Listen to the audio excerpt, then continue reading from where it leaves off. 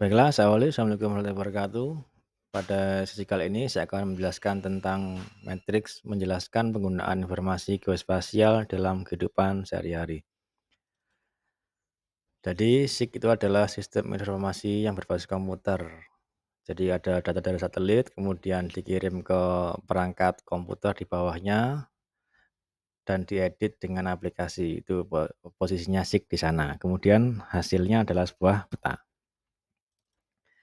Yang pertama, navigasi laut. Jadi SIG itu bermanfaat untuk kegiatan navigasi perkapalan yang ada di laut. Kemudian navigasi udara. Jadi SIG itu juga bisa dimanfaatkan untuk navigasi di udara.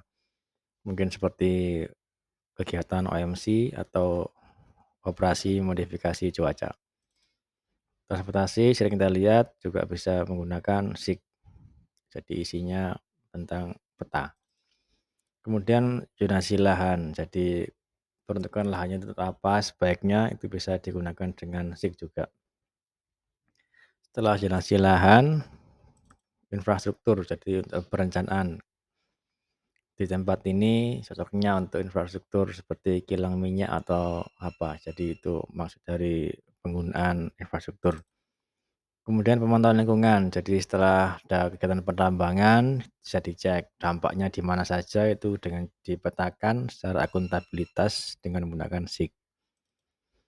Kesuburan tanah juga sama, ambil data tanah, kemudian diambil sampelnya sehingga akan muncul peta kesuburan tanah. Jadi SIG bisa digunakan untuk memantau kesuburan tanah. Pemantauan tanaman juga bisa dilihat menggunakan NDVI, jadi vegetasinya akan terlihat. Kemudian deforestasi juga sama, ini menggunakan inframerah. Jadi bisa melihat kondisi hutan yang sudah tidak ada pohonnya atau hutan yang masih alami. Konservasi sama, jadi masih bersambung sama deforestasi. Kemudian pemilihan lokasi bisnis juga bisa digunakan untuk memilih lokasi bisnis yang lebih bagus. Pemasaran berbasis lokasi, jadi misalkan produknya A itu sudah di mana saja, itu bisa dipetakan dengan menggunakan SIG. Sekarang kita akan menggunakan informasi untuk kehidupan sehari. Ini adalah kondisi Pulau Jawa, sebagian terutama di Semeru, itu adalah Gunung Semeru. Habis ini kita akan melihat, men-tracking kondisi dari puncak gunung sampai ketemu dengan laut. Marilah kita lihat satu persatu. Ini kondisi puncak Semeru, kita bisa lihat jelas yang warna abu-abu itu adalah kondisi tidak ada tumbuhan, yang hijau itu ada tumbuhan. Jadi di puncak Semeru saat ini itu tidak ada tumbuhan sama sekali. Sehingga dimungkinkan gunung ini masih aktif dan arah kawahnya, longsorannya ke arah selatan. Sekarang kita tracking ke bawah lagi. Nah, di setelah puncak ini kita melihat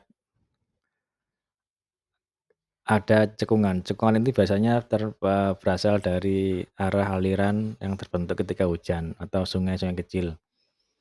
Jika kita posisinya ada di puncak gunung, maka posisinya itu bentuk sungainya adalah radial sentripetal. Oh maaf, bukan, kalau sentripetal kan memusat. Jadi ini kalau menjauh berarti radial sentrifugal. Jadi kalau di puncak gunung kondisinya itu adalah radial sentrifugal. Ini sama, radial sentrifugal. Nah, di sini cekungan kan mulai tajam, mulai dalam. Biasanya banjir bandang itu ada di posisi ini. Jadi ada tumbuhan, cekungannya tajam, sehingga ketika ada pohon tumbang yang menyumbat aliran air sehingga buntu, suatu saat airnya turun, muncullah banjir bandang. Jadi harus dicek sampai ke atas sini. Ini saya mulai ke bawah, warna abu-abu grey itu adalah pasir.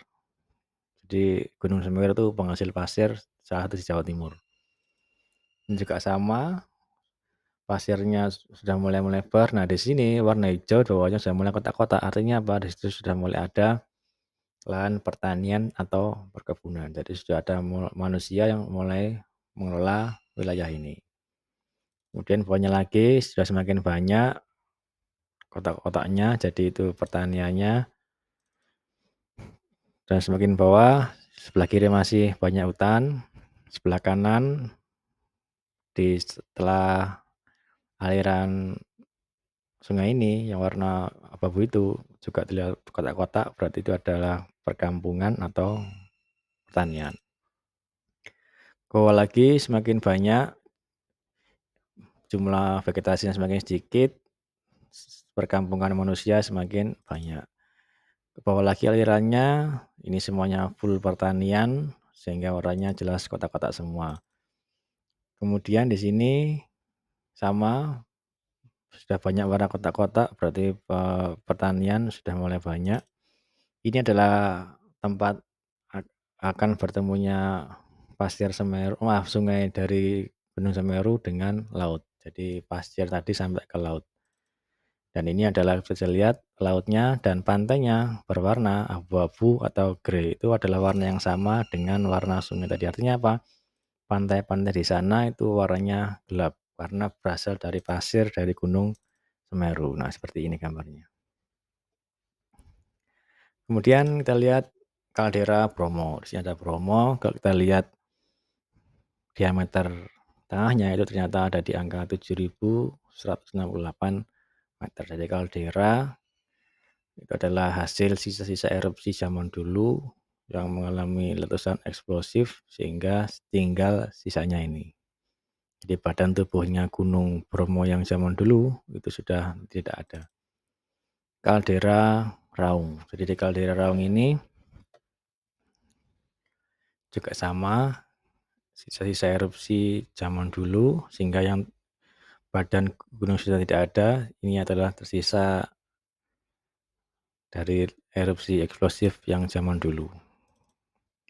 Kaldera Ijen juga sama, cuma di sini karena masih ada solvatar, ada 3 bentuk jenis pasca erupsi solvatar, fumarol. Di sini masih ada belerang atau solvatar.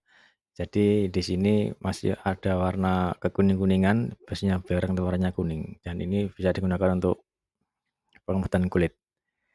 Jadi di Kawah Ijen itu selain untuk wisata juga bisa digunakan untuk pengambilan tambang belerang. Dan cirinya belerang itu adalah gunung yang sudah post vulkanik atau sudah tidak aktif. Ranograti ini sama dengan kaldera, cuma di sini posisinya di bawah dan dia terisi air. Jadi jalurnya cekung, kemudian ada hujan sehingga menggenangi. Tapi posisinya ini beda dengan tadi ya. Kalau tadi kan nggak ada airnya, kalau ini ada airnya. Contohnya di Ranograti. Waduk Jatiluhur, karena ini judulnya waduk, maka ini bukan buatan alam, ini adalah buatan manusia. Dan ukurannya kalau udah lihat panjangnya sekitar 13 km. Jadi mungkin terbesar di Pulau Jawa, Waduk Jatiluhur ini. Gunung Tambora diameternya sekitar 7.000 meter. Ini agak besar ya berarti di Gunung Tambora ini. Sisa erupsi zaman dulu sehingga tubuh vulkaniknya sudah hancur, ini adalah tinggal sisa-sisanya. Kemudian Mender ini adalah di Bengawan Solo sekitar Kelaren Lamongan. Yang warna kuning atas itu adalah Mender, jadi sungainya berkelok seperti tapal kuda. Kemudian Oxbolik itu dulunya adalah Mender, kemudian Oxbolik adalah sungai yang dulunya gabung, kemudian sekarang terpisah. Jadi awalnya Mender dulu, kemudian lambat laun dia terpisah sehingga terjadilah Oxbolik. Jadi Mender ini bisa digunakan untuk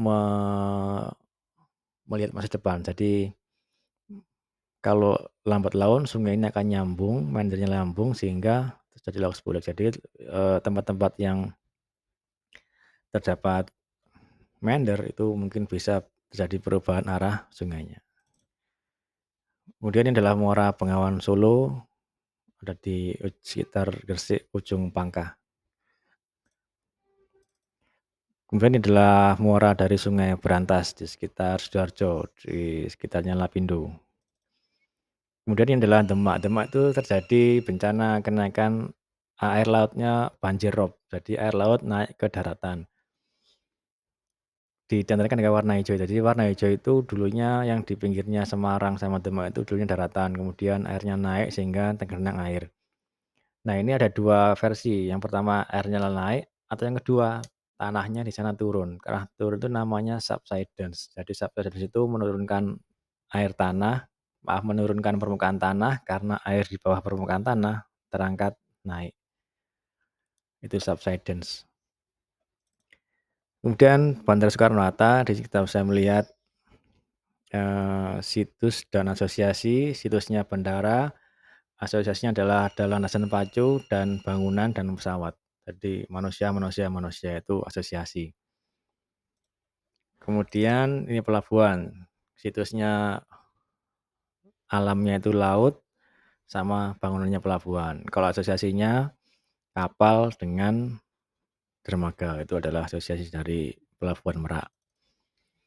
Ini adalah JICC, Jakarta International Container Terminal. Kita bisa lihat banyak kontainer, jadi ini adalah pelabuhan barang. Ketapang Gilimanuk, ini adalah kondisi pelabuhan penyeberangan feri. Jadi di sini itu sangat banyak kapal feri yang bersandar. Jembatan Suramadu jika dilihat dari atas seperti ini, panjang seperti garis, ketika di zoom ada penampakan bayangan. Jadi kita bisa melihat kondisi pengambilan gambar ini jam berapa dilihat dari bayangannya. Stasiun Pasar Senen ini bisa lihat di sebelah kanan itu ada garis lurus dengan gerbong-gerbong kereta. Jadi itu adalah interpretasi dari stasiun. Kemudian sirkuit Mandalika, ini bentuknya seperti tikungan mender tadi ya. Karena ini sirkuit, maka ini adalah bentukan alam. Jadi mungkin seperti itu tema tentang menjelaskan penggunaan informasi geospasial dalam kehidupan sehari-hari. Demikian sesi kali ini, semoga bermanfaat. Akhirul kalam, wassalamualaikum warahmatullahi wabarakatuh.